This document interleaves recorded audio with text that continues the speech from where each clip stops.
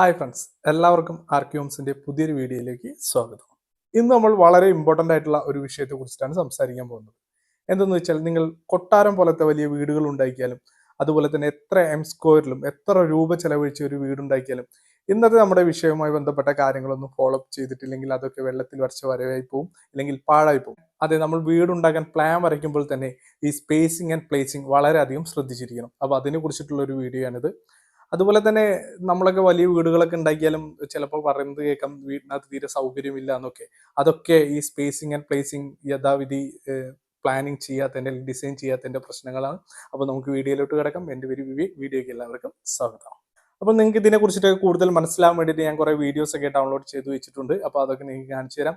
അത് ഞാൻ ക്രിയേറ്റ് ചെയ്ത വീഡിയോ അല്ല, ഞാൻ പല സ്രോതസ്സുകളിൽ നിന്നും കളക്ട് ചെയ്തെടുത്ത വീഡിയോസുകളാണ്. ആദ്യം തന്നെ നമുക്ക് സിറ്റിംഗ് റൂമിൽ നിന്ന് തുടങ്ങാം. സിറ്റിംഗ് റൂമിനായി നിങ്ങളൊരു ഏരിയ കണ്ടെത്തുക, അല്ലെങ്കിൽ ഒരു ഡിസൈൻ കണ്ടെത്തുമ്പോൾ തന്നെ ഒരു യു ടൈപ്പിൽ സിറ്റിംഗ് കിട്ടുന്ന രീതിയിൽ, അല്ലെങ്കിൽ സോഫയൊക്കെ ഇട്ട് കഴിഞ്ഞാൽ ഒരു യു ടൈപ്പിൽ ഇരിക്കാൻ പറ്റുന്ന രീതിയിൽ വേണം നിങ്ങൾ ആ ഒരു സിറ്റിംഗ് റൂം ഡിസൈൻ ചെയ്തെടുക്കാൻ വേണ്ടിയിട്ട്. അല്ലെങ്കിൽ ഇപ്പോൾ നമ്മളിപ്പോൾ ഒരു ഡോറ് ഈ സൈഡിൽ കൊടുത്തു എന്ന് വിചാരിച്ചു. അപ്പോൾ അടുത്ത ഡോറ് അതിൻ്റെ ഓപ്പോസിറ്റ് കൊടുക്കുന്നതിന് പകരം കോർണർ സൈഡിലൊക്കെ കൊടുത്തു കഴിഞ്ഞ് കഴിഞ്ഞാൽ അപ്പോൾ നമ്മുടെ ഒരു മാൻ മൂവ്മെന്റിന് വേണ്ടിയിട്ട്, അല്ലെങ്കിൽ ട്രാവലിംഗ് സ്പേസിന് വേണ്ടിയിട്ട് ഒരുപാട് സമയമെടുക്കും. അത് രണ്ട് പോർഷനായിട്ട് ഡിവൈഡ് ചെയ്ത് പോകാനൊക്കെ സാധ്യതയുണ്ട്.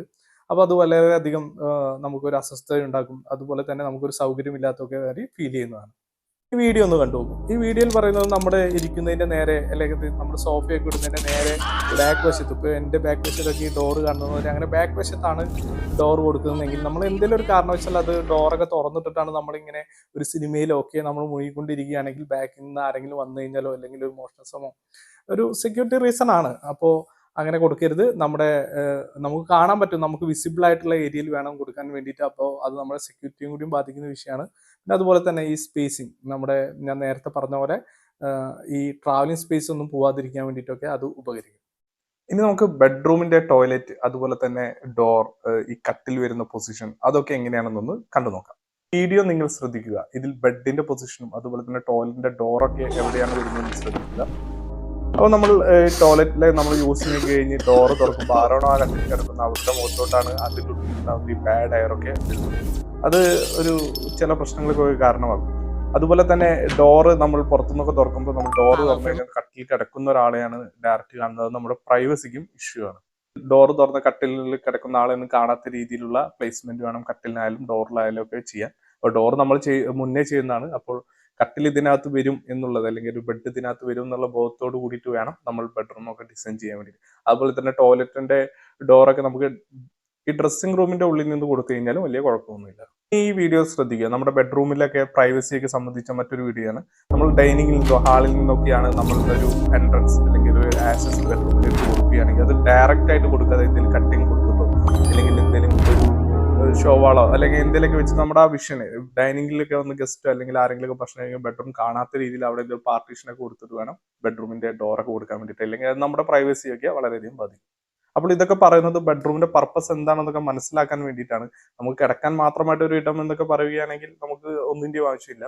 അപ്പൊ നമുക്ക് ബെഡ്റൂം എന്തിനാണ്, നമ്മുടെ പ്രൈവസിയുടെ വാല്യൂ എന്തൊക്കെയാണ്, അല്ലെങ്കിൽ നമ്മുടെ ബാക്കിയുള്ള കാര്യങ്ങൾ എന്തൊക്കെയാണെന്ന് അറിയുന്ന ആളുകളോട്, അല്ലെങ്കിൽ അല്ലാത്ത രീതിയിൽ കാണുന്നവരോടാണ് നമ്മൾ ഇതൊക്കെ സംസാരിക്കുന്നത്. അപ്പോൾ നമുക്ക് ബെഡ്റൂമിലെ മറ്റൊരു വീഡിയോയും കാണാം. ഇത് കുറച്ചും കൂടി ഇമ്പോർട്ടന്റ് ആയിട്ടുള്ള വീഡിയോ ആണ്. ഇത് ഒരു ശബ്ദത്തെ, നമ്മുടെ അകത്ത് വരുന്ന ശബ്ദത്തിനും കൂടിയും ഡിപ്പെൻഡ് ചെയ്ത് വരുന്ന ഒരു വീഡിയോ ആണ്. അത് നമുക്ക് കാണാം. അപ്പോൾ ഈ വീഡിയോ വളരെ ഇമ്പോർട്ടന്റ് ആണ്. നമ്മുടെ ബെഡ്റൂമിന്റെ ഉള്ളിൽ നമ്മുടെ സ്വകാര്യ സംഭാഷണങ്ങൾ, ചില ശബ്ദങ്ങളൊക്കെ അപ്പുറത്തെ റൂമിലോട്ടൊക്കെ പോകും. കാരണം ഇത് രണ്ടും ബെഡ്റൂമുകൾ തമ്മിലൊരു വാളിന്റെ പാർട്ടീഷൻ ആണെങ്കിൽ ഈ സൗണ്ട് അപ്പുറത്തെ റൂമിലോട്ടൊക്കെ പോകാനൊക്കെ ചാൻസ് ഉണ്ട്. അപ്പൊ അതിനിടയിൽ ഒരു ബാത്റൂമോ അല്ലെങ്കിൽ വേറെ എന്തെങ്കിലും, മെയിനായിട്ട് ബാത്റൂം കൊടുക്കുകയാണ് എന്നുള്ളതാണ് ഈസി ആയിട്ടുള്ള ഒരു സൊല്യൂഷൻ. ഒരു ബാത്റൂം കൊടുത്തിട്ട് ആ ശബ്ദ തരംഗങ്ങളൊക്കെ ഒന്ന് ഡിവൈഡ് ചെയ്ത് കൊടുക്കുന്നതിനെ കുറിച്ചിട്ടാണ് ഈ വീഡിയോയിൽ സംസാരിക്കുന്നത്.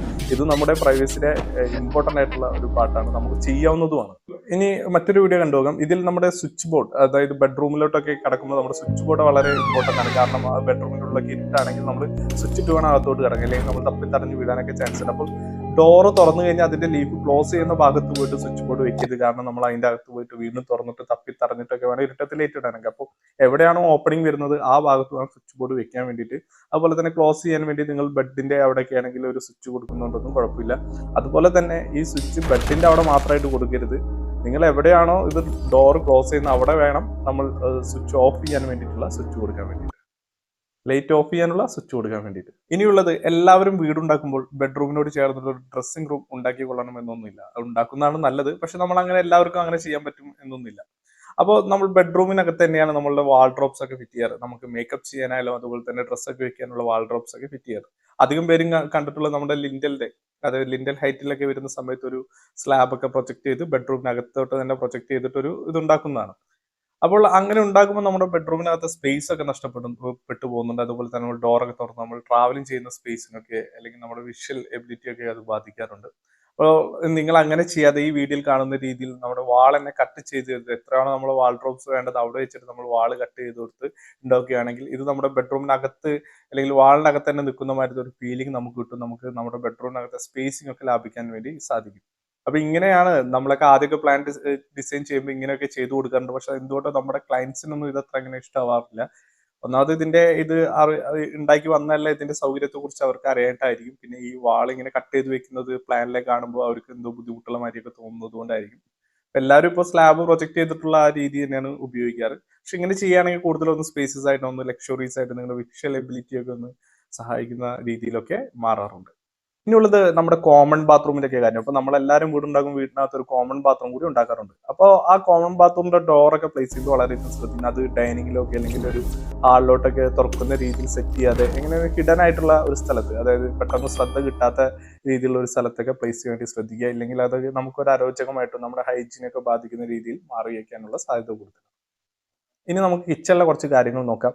കിച്ചണിൽ നമുക്ക് വേണ്ട സുരക്ഷിതമായി കുക്ക് ചെയ്യാൻ വേണ്ടത് ആവശ്യമായ ലൈറ്റ് ആണ്. അപ്പോൾ നമ്മൾ ആർട്ടിഫിഷ്യൽ ലൈറ്റ് ഒക്കെ കൊടുക്കുന്ന സമയത്ത് ഈ വീഡിയോയിൽ കാണുന്ന രീതിയിൽ തന്നെ ലൈറ്റ് കൊടുക്കാൻ ശ്രദ്ധിക്കുക. ഇതിൽ ഈ നിൽക്കുന്ന ആളുടെ പൊസിഷനും ആ ലൈറ്റ് ഫിറ്റ് ചെയ്തിരിക്കുന്ന ഒരു പൊസിഷനും ഒക്കെ ഒന്ന് ശ്രദ്ധിച്ചു നോക്കുക.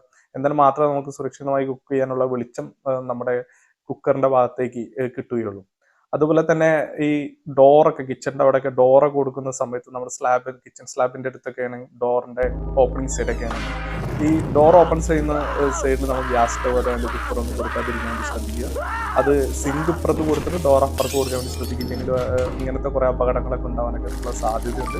അപ്പോൾ സുരക്ഷിതമായി കുക്കിംഗ് ചെയ്യേണ്ടതിന്റെ അല്ലെങ്കിൽ കിച്ചണിന്റെ ഉള്ളിൽ അല്ലെങ്കിൽ കിച്ചൺ ഡിസൈനൊക്കെ നമ്മുടെ സുരക്ഷിതമായി ചെയ്യുന്നതിന്റെ പ്രാധാന്യത്തെ കുറിച്ചിട്ട് ഞാനൊരു വീഡിയോ ഒക്കെ ചെയ്തിട്ടുണ്ട്. അതൊക്കെ ഒന്ന് പോയി കാണുക. വീഡിയോ എല്ലാവരും കണ്ടു കാണുമല്ലോ. അപ്പോൾ വീഡിയോ നിങ്ങൾക്ക് എല്ലാവർക്കും ഉപകാരപ്രദമാകുമെന്ന് ഞാൻ വിശ്വസിക്കുന്നു.